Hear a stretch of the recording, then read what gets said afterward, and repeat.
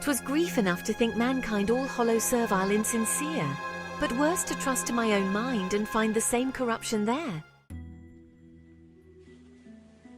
I see around me tombstones grey, stretching their shadows far away.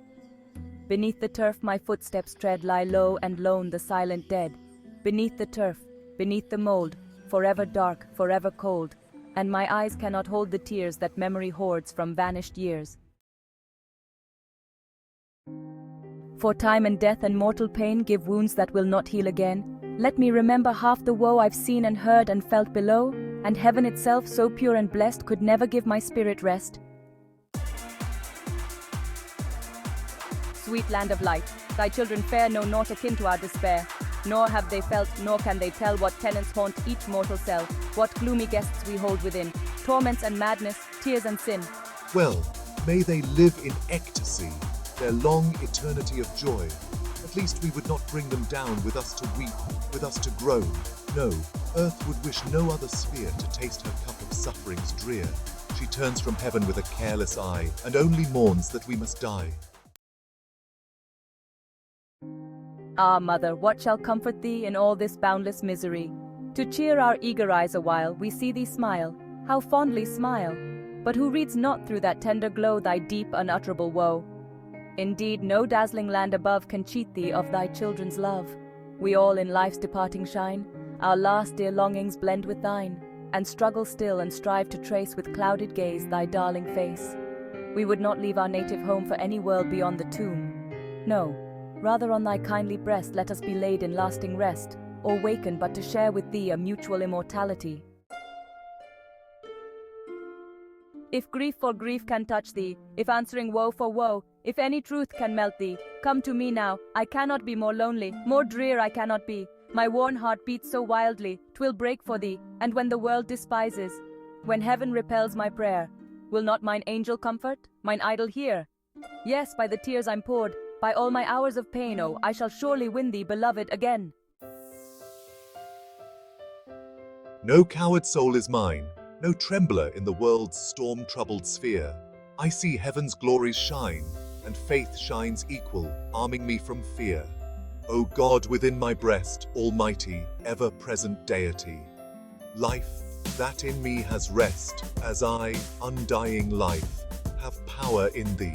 Vain are the thousand creeds that move men's hearts, unutterably vain, worthless as withered weeds, or idlest froth amid the boundless main. To waken doubt in one holding so fast by thine infinity, so surely anchored on the steadfast rock of immortality. With wide embracing love, thy spirit animates eternal years, pervades and broods above, changes, sustains, dissolves, creates, and rears. Though earth and man were gone, and suns and universes ceased to be, and thou were left alone, every existence would exist in thee. There is not room for death, nor atom that his might could render void. Thou art being and breath, and what thou art may never be destroyed. The linnet in the rocky dells, the moorlark in the air, the bee among the heather bells that hide my lady fair, the wild deer browse above her breast, the wild birds raise their brood, and they, her smiles of love caressed, have left her solitude. I ween that when the grave's dark wall did first her form retain, they thought their hearts could ne'er recall the light of joy again. They thought the tide of grief would flow unchecked through future years. But where is all their anguish now? And where are all their tears? Well, let them fight for honour's breath, or pleasure's shade pursue. The dweller in the land of death is changed and careless too. And if their eyes should watch and weep till sorrow's source were dry, she would not, in her tranquil sleep, return a single sigh. Blow, west wind, by the lonely mound, and murmur, summer streams.